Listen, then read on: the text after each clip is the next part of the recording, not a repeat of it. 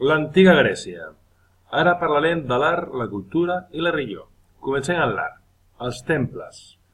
A l'antiga Grècia van construir edificis molt variats, però sense cap mena de dubte, el principal eren els temples. Es feien marbre blanc i es pintaven de colors.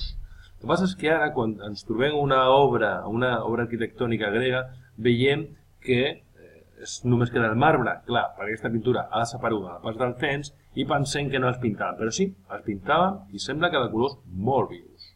Tenien una forma rectangular i eren més petits que els egipcis. Com puc comprovar, aquest exemple, doncs, una forma rectangular i era una escala que dient a unes dimensions més antropomòrfiques o humanes en lloc dels egipcis, que eren unes escales més teocèntriques o una inspiració més cap a uns déus i eren enormes. El temple tenia diverses dependències. Bàsicament tres. Pronaos, que era el vestíbul, l'entrada, naos o cel·la, que era la sala principal, i a continuació tenia l'epistòdom, on es dipositaven les ofrenes. Els grecs no feien servir ni l'arc ni la volta. Cobrien els temples amb cobertes arquitravades, és a dir, aquí aquesta imatge ens anirà molt bé.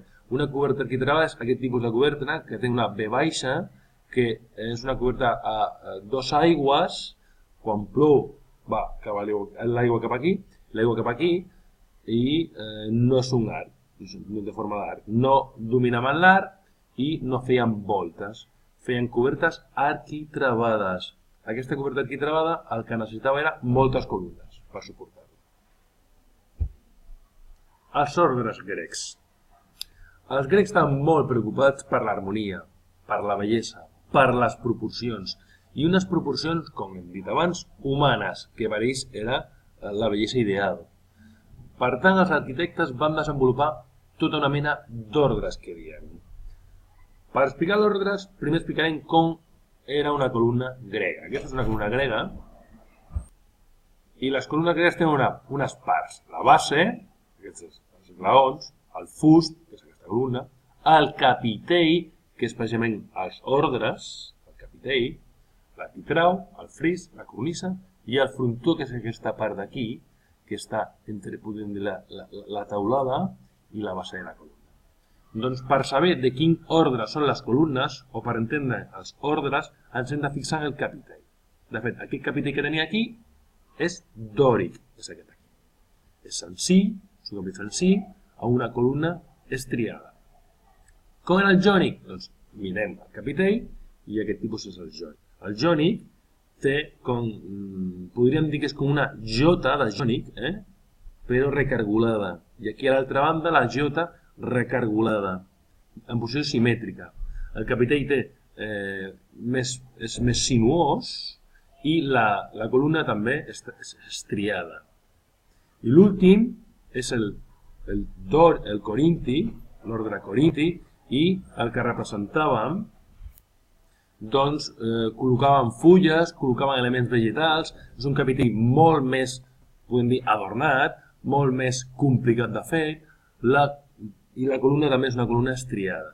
Per tant, per reconèixer la columna, recordem, hem d'anar a veure el capitell i tenim tres ordres. El dòric, el més senzill, el jònic, aquesta jota recargolada que diem, i el corinti, on surten aquestes fulles. L'escultura. Funció religiosa. Representava divinitats i herois.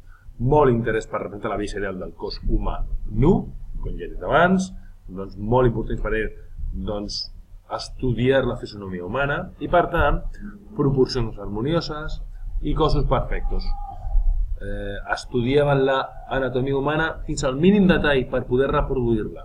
Materials que feien servir a l'escultura, el bronze i el marbre principalment, però també fusta, terracota, or i marfil.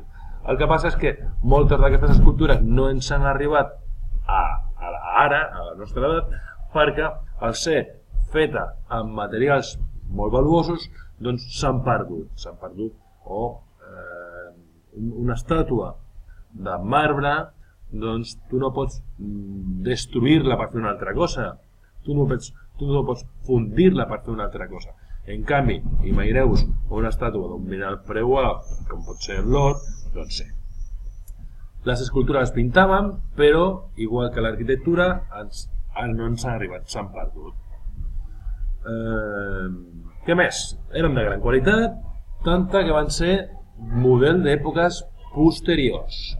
I a l'escultura parlem de 3 etapes: arcaica, clàssica, hel·lenística.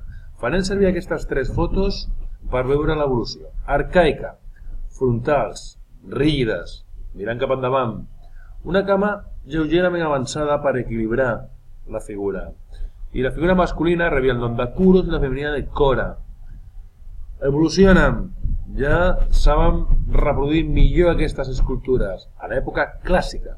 Una actitud més natural, com puc comprovar aquí. Contraposto, una cama molt més avançada que l'altra per poder equilibrar-la. El cànon és de bellesa ideal. Fixeu-vos-hi com és una escultura d'un atleta, d'una persona d'un cos treballat, de bronze i de marbre. I arribem a l'època hel·lenística, l'última etapa. Aquí ja, com podem comprovar, mireu, d'aquestes rígides frontals que no tenen aspecte d'un ninot.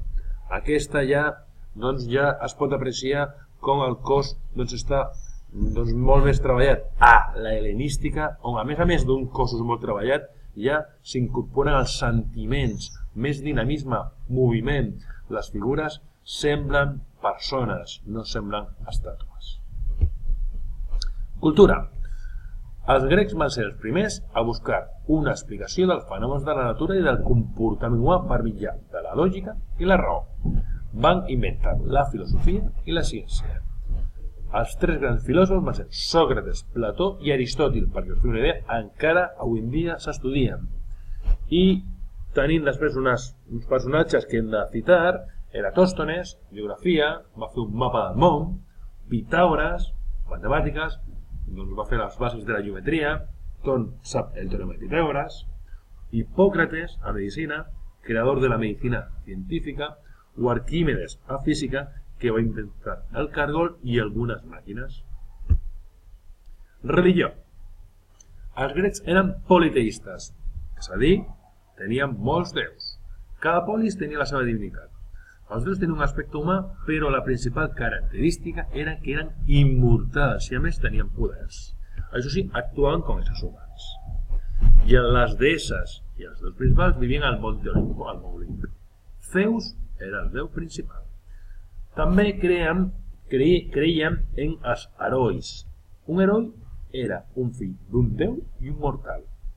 Eren molt poderosos, però no eren immortals com els déus. Podien morir. També creien en l'existència de criatures fantàstiques com cíclopes i centauros.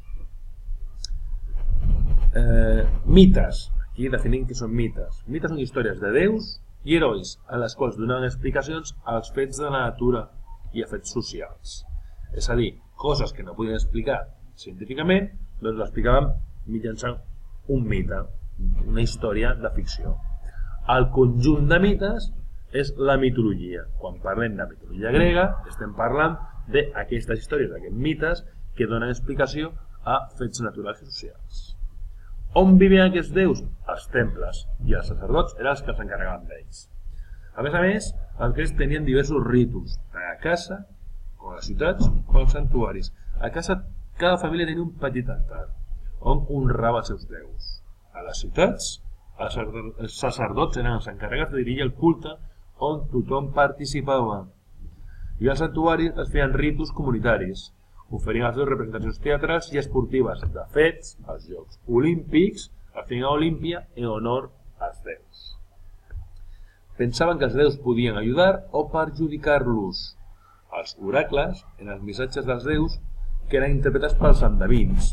L'oracle més famós era el de Delfos i consultaven aquests oracles quan feien qualsevol guerra, per consultar el temps, com anar a la collita, anaven als oracles. Aquesta diapositiva teniu els principals déus.